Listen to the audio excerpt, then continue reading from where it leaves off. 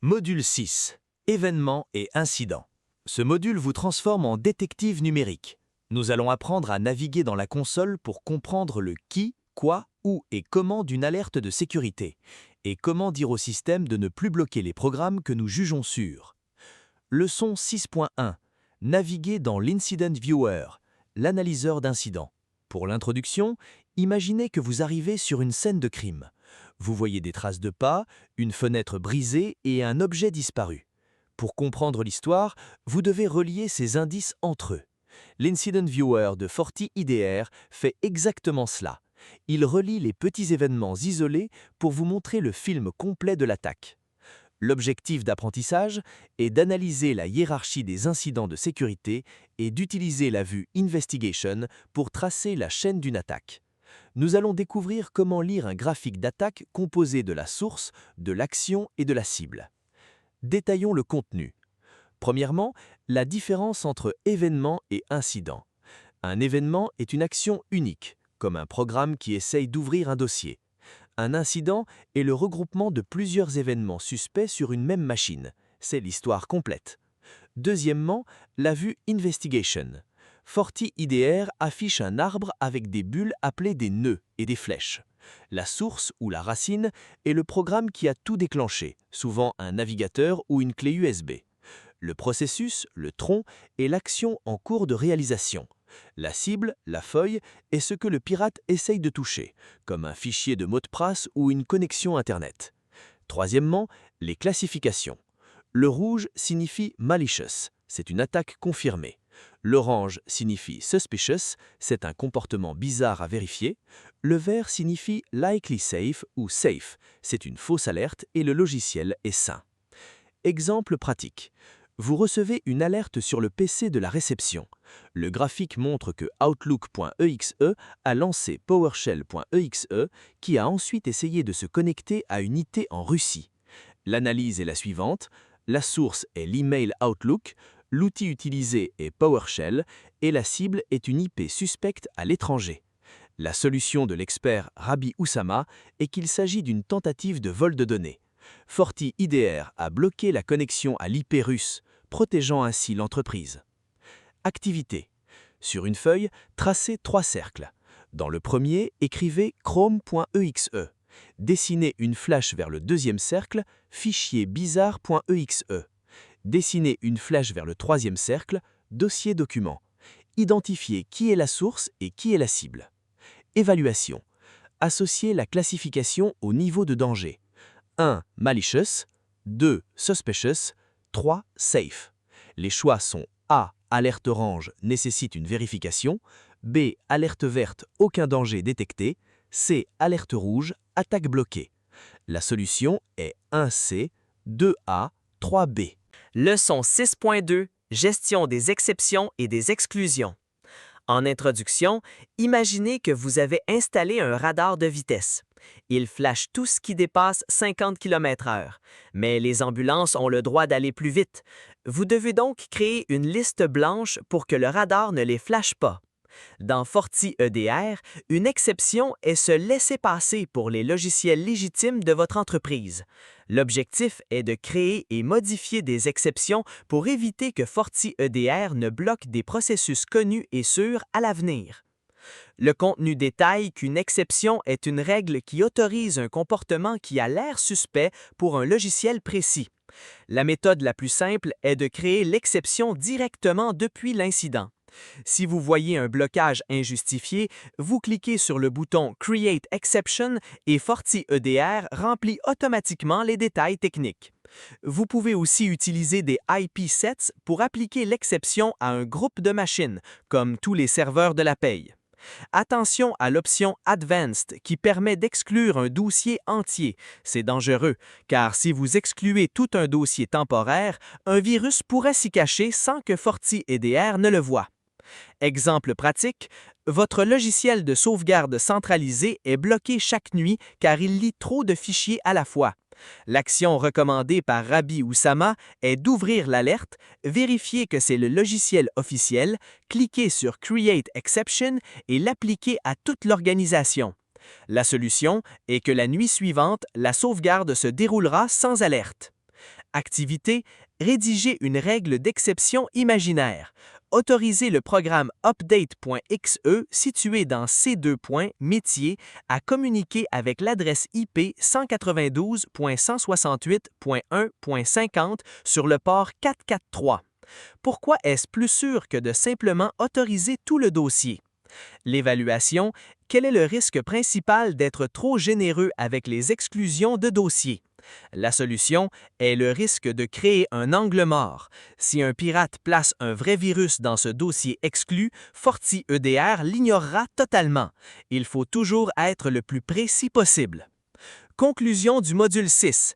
Excellent travail de détective. Vous maîtrisez maintenant le quotidien d'un administrateur de sécurité.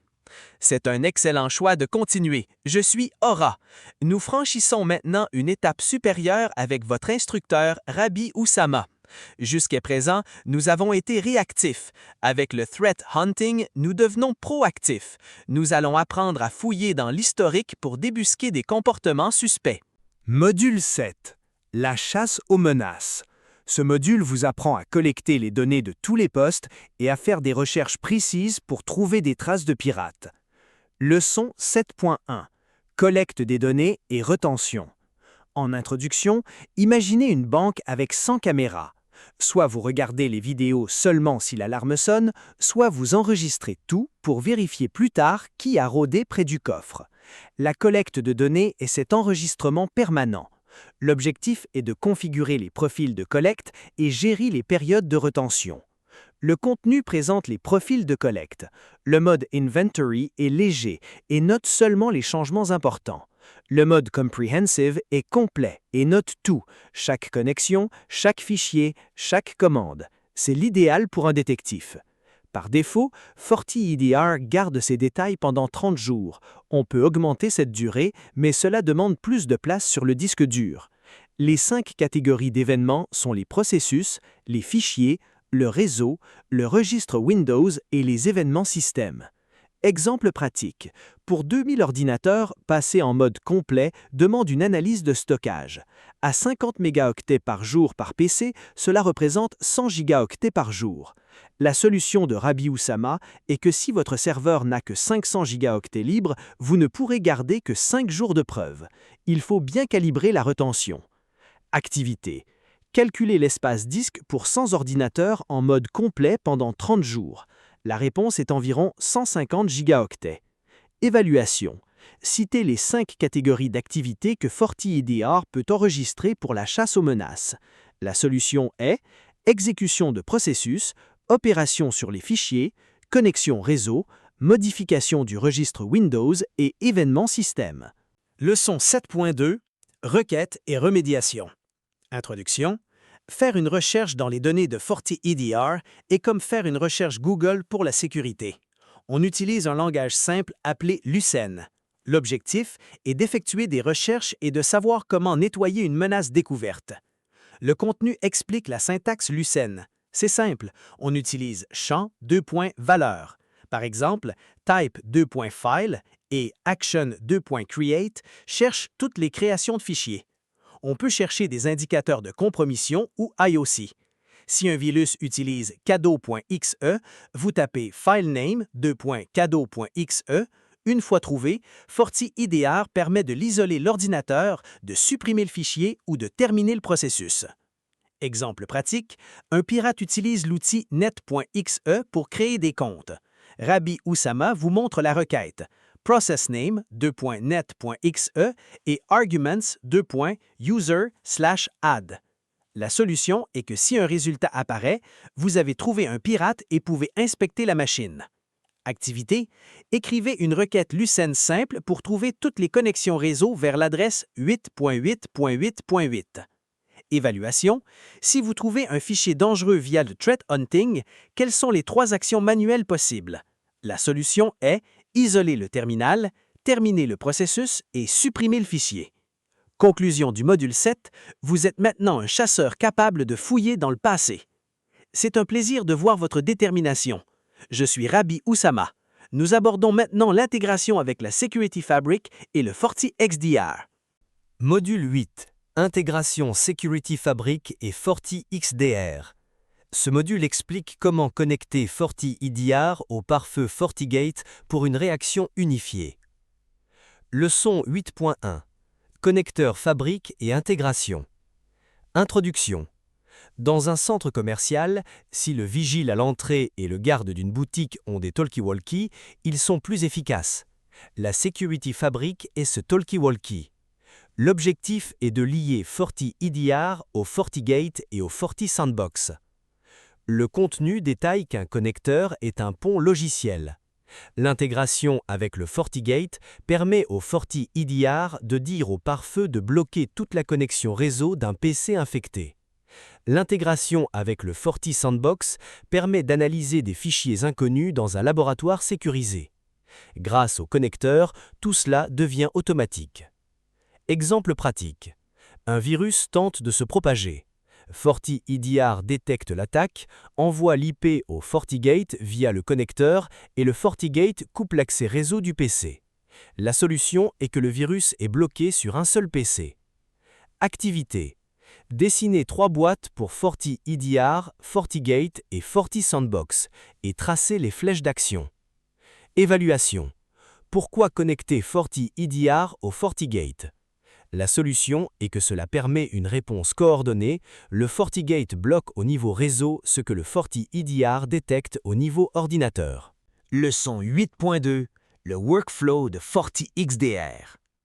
Introduction. FortiXDR est comme Sherlock Holmes. Il relie des indices de sources différentes pour résoudre l'énigme. L'objectif est de décrire le flux d'événements dans un environnement XDR.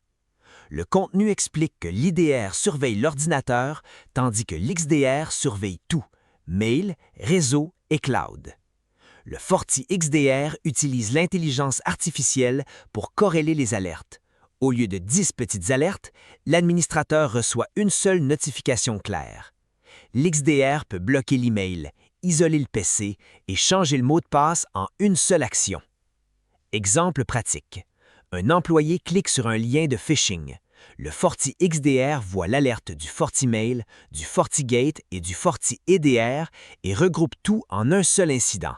La solution est un gain de temps énorme pour l'administrateur. Activité. Listez 3 sources de données que le FortiXDR pourrait utiliser. Évaluation. Quelle est la différence entre l'EDR et l'XDR? La solution est que l'EDR se concentre sur les ordinateurs, tandis que l'XDR s'étend à l'ensemble du réseau et des services pour une vue globale. Conclusion du module 8. Vous savez maintenant transformer des produits isolés en une armée unifiée. C'est une excellente décision d'explorer l'API. Je suis Aura.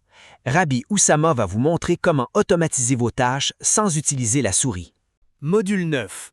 RPI RESTful. Ce module vous explique comment parler à FortiEDR par le code. Leçon 9.1. Accès à l'API et méthode.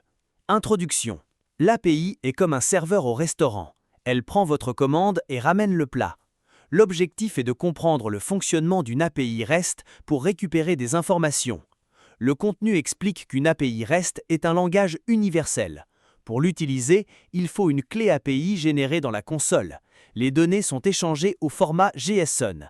Il existe 2 types de commandes, GET pour récupérer une information et POST pour donner un ordre ou créer quelque chose. Exemple pratique. Pour obtenir la liste des entreprises sans ouvrir le navigateur, utilisez l'outil Postman. Choisissez la méthode GET avec l'adresse de votre serveur et votre clé API. La solution est une réponse instantanée en format JSON. Activité. Réfléchissez à une tâche répétitive que l'API pourrait automatiser pour vous. Évaluation. Que signifie une erreur 401 unauthorized? La solution est un problème d'authentification, souvent une clé API manquante ou invalide. Conclusion du module 9. Vous avez ouvert la porte de l'automatisation. Félicitations pour être arrivé au dernier chapitre. Je suis Rabbi Oussama et nous entamons le module de dépannage avec Rabbi Oussama pour apprendre à devenir le mécanicien de FortiEDR. Module 10. Dépannage. Ce module vous apprend à résoudre les problèmes techniques, lire les logs et réagir face aux bugs. Leçon 10.1. Gestion des logs et mise à jour. Introduction. Un mécanicien utilise une valise de diagnostic. Dans FortiEDR, cette valise est composée des logs. L'objectif est de savoir obtenir et exporter ces journaux. Le contenu explique qu'un log enregistre chaque action. On les trouve sur le serveur Ubuntu ou dans le dossier programme du collecteur sur l'ordinateur. Pour le support technique, on exporte un log package, un fichier zip souvent protégé par le mot de passe Fortinet en minuscules. Exemple pratique, un Mac ne se met pas à jour.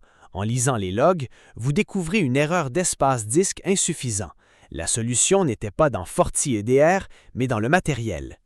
Activité, notez le chemin des logs sur Windows, C, Program Files, Fortinet, FortiEDR, logs.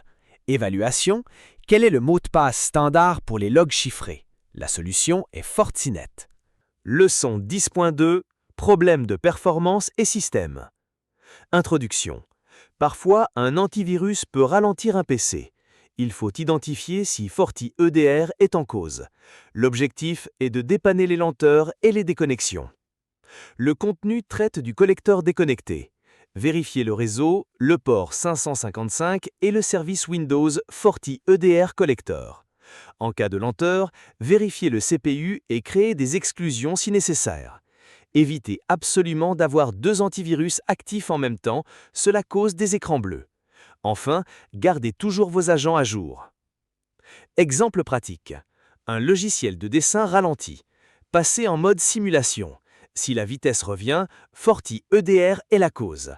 La solution est d'ajouter le dossier du logiciel dans les exclusions. Activité. Établissez un plan de diagnostic en 3 étapes pour un écran bleu. Évaluation. Un collecteur est déconnecté, que vérifier? La solution est l'accès réseau, le service Windows FortiEDR Collector et le port TCP 555. Conclusion du module 10. Bravo, vous avez terminé ce master course.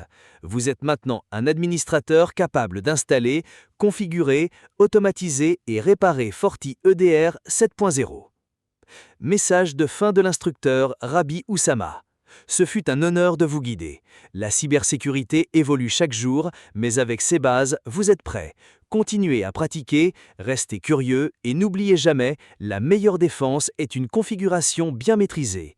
À bientôt sur le terrain.